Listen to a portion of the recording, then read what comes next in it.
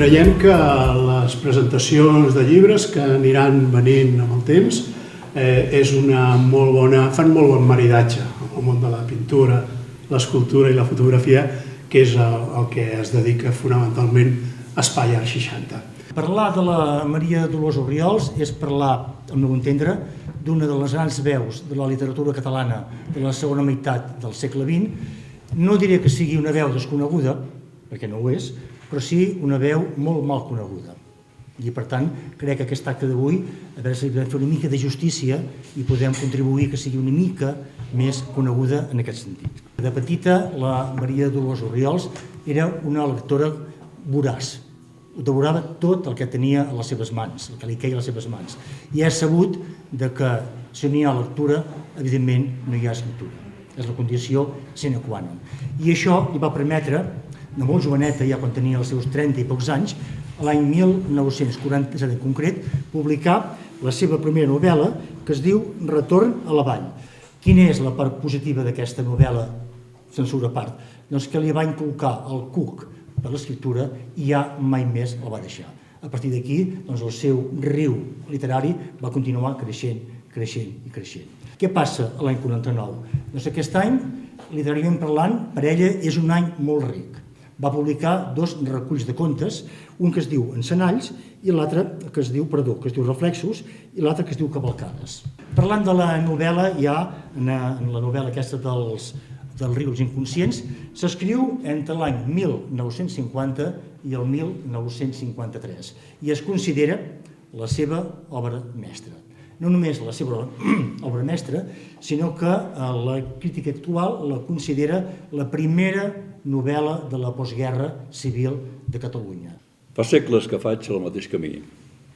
El meu curs no és llarg, el meu cabal no és gran. Fa segles que estic a mercè del ritme que m'ordena la vida. Molt abans que m'anomenessin Igor, ja tenia un altre nom, ben segur que després d'ésser Auguri me'n donaran un altre. L'autoritat dels homes està recolzada en els noms. Quan el nom perd la força, s'estableix l'autoritat. Ells són així, aquests són llurs canvis, la revolta i la mort. Només un canvi de nom, però els homes em fan por. Fa segles que segueixo la llei ordenadora. La vida dels homes és curta i fatalment només van a la seva i són incapaços d'adonar-se que el mal que puguin fer-me a mi pot caure damunt seu de retruc. I era una persona inquieta, i era una persona que anava a la seva. Que l'any 45 ja va marxar cap a París, ja va córrer a París evidentment la va seduir, va començar a conèixer gent. Quan el meu tiet Lloret el Nicolàs Lloret era d'estat català, era molt radical, i quan els germans Badia es van escapar junt del Palau de la Generalitat el 6 d'octubre, crec que era el 6 d'octubre, doncs es van escapar i se'n van anar corrents cap a casa, al Rambla Catalunya, a casa de la Maria Dolors Orriols i del Nicolàs Lloret.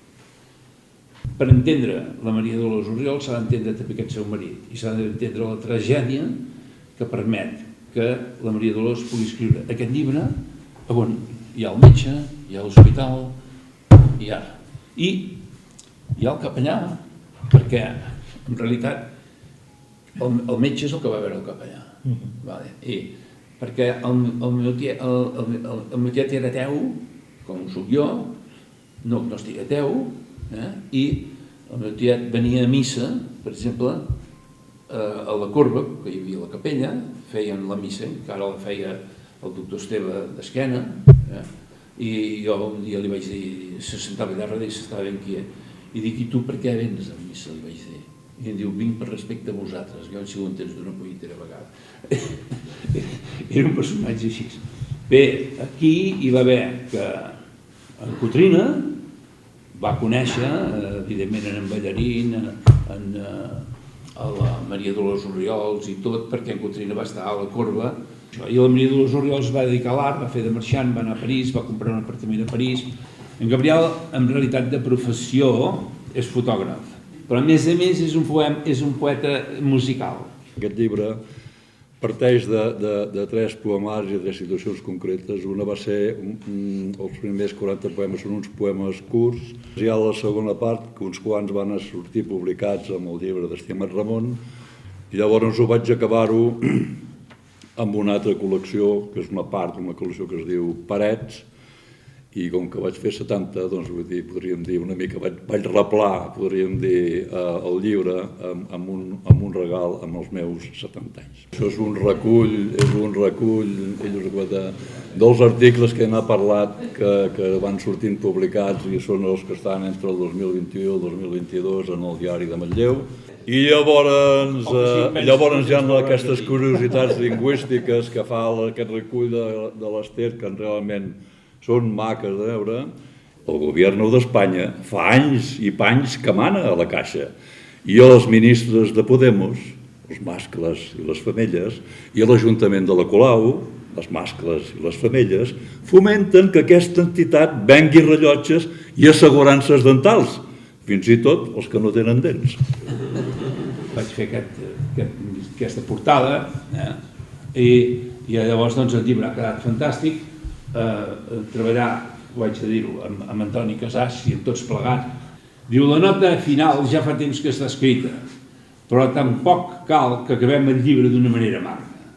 Podríem fer un final surrealista i així podríem veure guàrdies civils vestits de guàrdies suïssos del Vaticà o jutges vestits de presos. Tampoc costa entendre res que no puguem entendre, perquè, de fet, per molt que parlin des dels temples dels déus o des dels parlaments, s'entén tot el que volen dir, encara que tot sigui res. Per acabar, cal explicar que escriure curiositats lingüístiques és una veritable curiositat i escriure serpents un absurd. Però si els Mossos d'Esquadra van vestits d'infermeres i els bombers canten a l'Orfeó Català, ens hem de preguntar qui som.